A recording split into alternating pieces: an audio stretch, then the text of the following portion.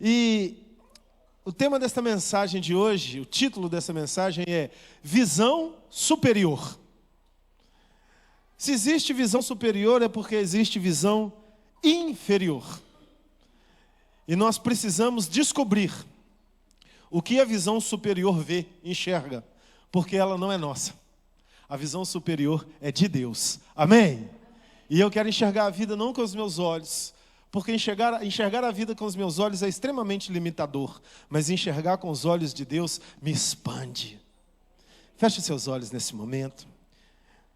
Espírito Santo, nós te agradecemos mais uma vez e te pedimos, fala aos nossos corações, fala profundamente aos nossos corações, que a tua unção venha produzir em nós os frutos que o Senhor tem. Porque esses frutos nos conduzirão em uma vida profética. E nós estamos aqui buscando a voz profética do Senhor para quebrar cadeias e liberar o nosso caminho, liberar a nossa vida, para que possamos fluir em graça e em verdade. Em nome de Jesus. Amém. Queridos, tem um irmão que já foi para a glória, que ele foi um dos precursores do louvor no Brasil. Lá nos anos 70, 75, estava ele de Kombi, rodando a nação brasileira, do Oiapoque ao Chuí, ou do Rio Grande do Sul ao Amazonas, levando a palavra de Deus, com um grupo chamado Vencedores por Cristo, coisa antiga. E o nome desse irmão era Sérgio Pimenta. E esse irmão compôs uns cânticos mais lindos que eu já ouvi, muitos cânticos, um pouco fora de moda hoje, porque hoje nós temos, graças a Deus, a música no Brasil é muito generosa, muito farta, muito cheia de revelação. Mas lá, quando ainda as igrejas ainda não aceitavam guitarra, bateria, era só o órgão, e tinha dificuldade até com piano e com teclado, estava lá o Sérgio Pimenta com seu violão, trazendo uma revolução na adoração. E o Sérgio Pimenta foi acometido por um câncer. E ele morreu novo, 40 e poucos anos de idade. E para quem é da época foi uma grande perda. Eu não conheci o Sérgio, mas conheci os filhos do Sérgio, que ainda hoje são ministros de louvor, tem um ministério chamado Pimentas do Reino. Muito legal, são lá de São Paulo. E o Sérgio falou duas frases que ficou gravado na memória de uma geração. E dentre elas, eu, muito pequeno, já ouvia os louvores dele. Hoje é tempo de louvar a Deus. Quem lembra disso? Lembra disso? Lembra não? Eduardo, você tem que lembrar, Eduardo. Você tem que conhecer. Conhece, né? Conhece? Umas coisas bem antigas, assim. Eu estou tentando puxar na minha memória aqui algum, mas só veio esse. E no hospital, o Sérgio escreveu uma música que dizia assim: quando se está só, se está porque deseja, pois Ele com certeza não foge de ninguém. Deus está sempre perto, amigo, braço aberto. Deseja-me ter com Ele, para não mais que eu esteja só.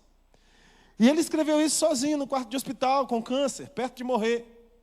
Mas quem conheceu ele diz que ele morreu sorrindo, cheio do Espírito Santo.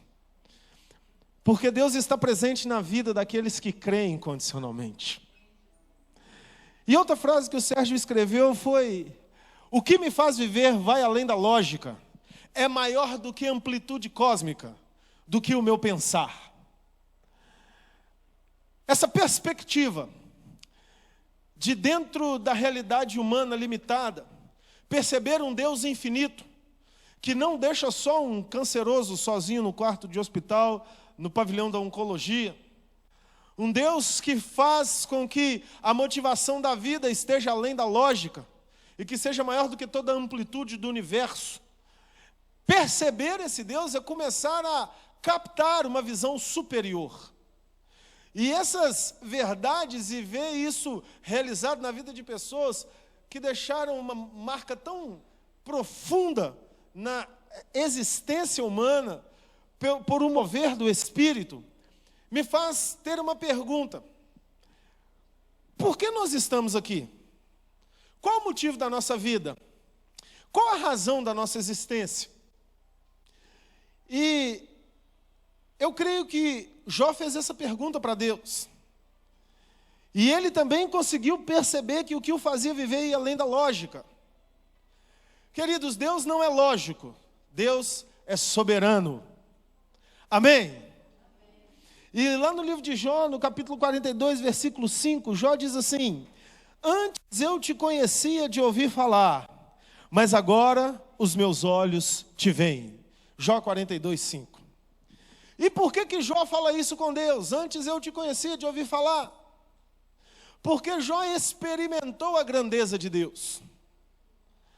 Jó não morreu mal, Jó morreu muito bem. Ele passou por um processo de dores, ele passou por um processo doloroso que nós não gostaríamos de passar, porque nós não gostamos de provações. Nós gostamos de crescer, mas nós temos dificuldade em desenvolver. E através da grande provação de Jó, quando ele perdeu sua riqueza, quando ele perdeu filhos, pessoas que ele amava, quando ele perdeu a saúde, quando ele perdeu tudo, em um dia só, Jó perdeu toda a sua riqueza e os seus 10 filhos. E ele passou por um período de muita angústia, de muita dor. E ao longo de 42 capítulos, ele fala muita coisa com Deus. E no final do livro, Deus começa a fazer algumas perguntas para ele, tipo: Jó, quem foi que colocou o limite para as águas do mar e disse: daqui vocês não passarão? Quem foi que contou o número das estrelas? Quem foi que colocou profundidade nos oceanos? Quem foi que estendeu os céus? E aí Jó fica sem respostas, e ele diz essa frase linda para Deus: antes eu te conhecia de ouvir falar, mas agora te veem os meus olhos. Isso significa, queridos, que estender a nossa vida além da amplitude do universo. Isso significa que perceber a presença de Deus nos momentos mais difíceis da vida, e quando tudo diz tristeza, dentro do nosso coração dizer alegria, só pode ser alcançado através da prática e da experiência de um contato pessoal com Deus por meio da fé. E eu entendo que nós estamos no universo para sermos expandidos e desenvolvidos na presença de Deus. Não é só crescer, não é só ocupar mais lugares, mas é tirar de dentro o melhor que está, o melhor de dentro de nós. Isso é desenvolver, isso é tirar para fora o que está escondido. E quando você tem fé, e quando você confia em Deus e passa por uma provação, essa provação vai permitir você tirar de dentro de você o melhor. Por isso nós temos que caminhar pela fé e não termos medo da provação, porque nós estamos passando por essa vida para aprendermos a conhecer o Senhor Deus na nossa experiência prática. Por isso nós estamos passando por essa vida, nós somos privilegiados, os mais privilegiados do complexo existencial do universo criado por Deus, porque os anjos, os serafins, os querubins estão nos céus, estão na glória, estão com Deus, mas nunca terão a oportunidade de viverem uma vida extremamente limitada, psíquica e fisicamente, e através dessas limitações poderem encontrar um Deus ilimitado e sobrenatural. E esse é o Deus que te ama, esse é o Deus que cuida da sua vida, esse é o Deus que tem uma visão superior. Vamos lá no livro de Hebreus, capítulo 11. Ora, a fé é o firme fundamento das coisas que se esperam, e a prova das coisas que não se veem. Precisa ser desenvolvido para sair, para aparecer, para ser, para acontecer. Versículo 2. Porque por ela os antigos alcançaram testemunho. Pode ir agora, Léo, sequencial. Pela fé entendemos que os mundos, pela palavra de Deus, foram criados, de maneira que aquilo que se vê não foi feito por aquilo que é aparente. Deus está construindo seres espirituais. Ei, você um dia vai morar no céu. Terão 1000 anos com o governo de Jesus Cristo na terra, e os seus juízes seremos eu e você. Nós seremos glorificados e teremos corpo espiritual como Jesus tem. Então Deus está construindo essa estirpe de seres existenciais que não serão mais seres humanos, mas serão seres espirituais a partir de uma realidade humana. Você está sendo desenvolvido, querido, você está sendo desenvolvida, querida. Não limite Deus, não tente colocar Deus dentro de uma caixinha lógica. O que te faz viver vai além da lógica. É maior do que a amplitude cósmica, do que o seu pensar. A vida do crente não tem facilidade, não. Quando você acha que chegou no limite da sua fé, da sua força, atravessou, superou o maior desafio da sua história, você vê que o próximo é bem maior do que ele. E Deus vai só te potencializando. E você acha que já deu tudo. Deus fala, tem mais.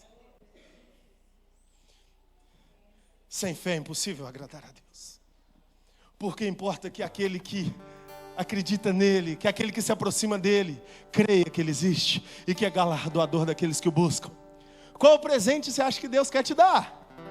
Um chocolate, um perfume? Uma roupa, um carro? Não, Deus quer te dar o impossível. Deus quer fazer você andar sobre as águas. Deus quer fazer você ver mortos ressuscitarem. Deus quer que você acredite mais nele do que no concreto que você toca. Deus é mais real do que essa coluna aqui. E Ele está presente na sua vida.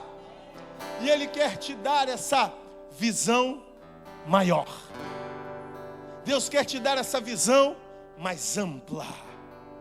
Então, dentro da sua diversidade, entenda, ela tem um propósito. E muitas das pautas das nossas orações são: Deus, tira essa situação. Deus, arranca esse problema. Não é assim, queridos? Não faça essa oração. Fale: Deus, muito obrigado por essa aprovação. Faça-me desenvolver o fundamento da minha fé dentro dessa aprovação. Olha o que diz o livro de Isaías, capítulo 55, versículos 8 a 10.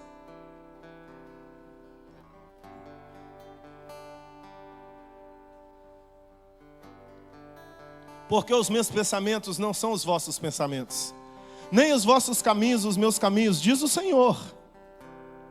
Porque assim como os céus são mais altos que a terra,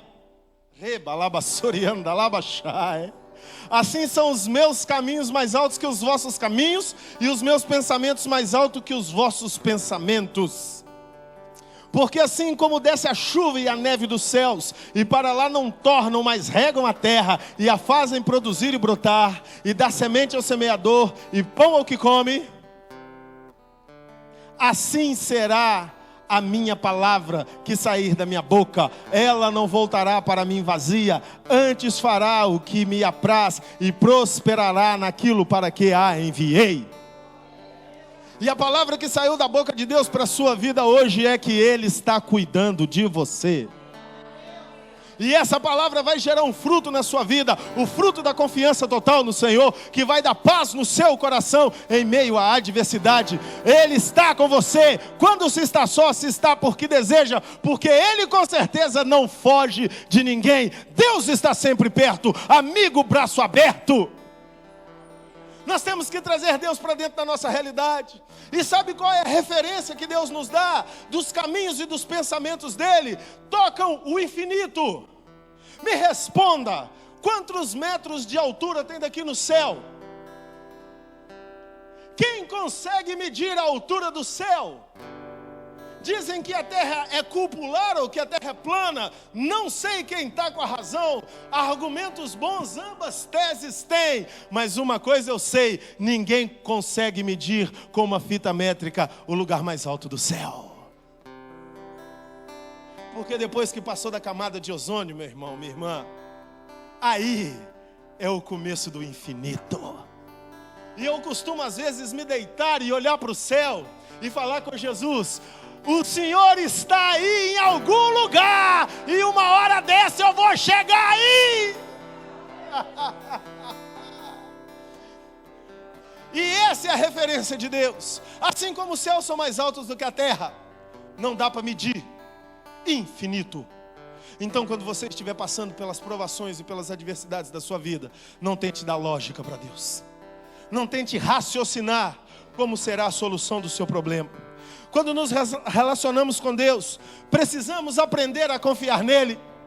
Ele vai tirar o seu planejamento, Ele vai tirar as suas respostas, Ele vai te colocar num canto que você não tem como sair. Sabe por quê? Porque Ele tem uma resposta para te dar que supera os seus pensamentos. Lógica determina o nosso bem-estar. Quer ver um exemplo fácil?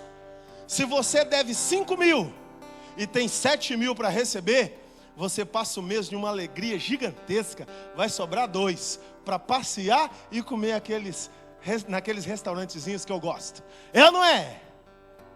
Mas se você deve 5.000 e tem 4.900 para receber, você passa o mês inteiro desesperado por causa do 100 que está faltando. É ou não é assim que funciona? A lógica. Deus quer quebrar a lógica. Porque com Deus, 5 pães e 2 peixinhos alimentam mais do que 15.000 pessoas. Essa é a lógica de Deus. Infinitamente transtornando a nossa lógica.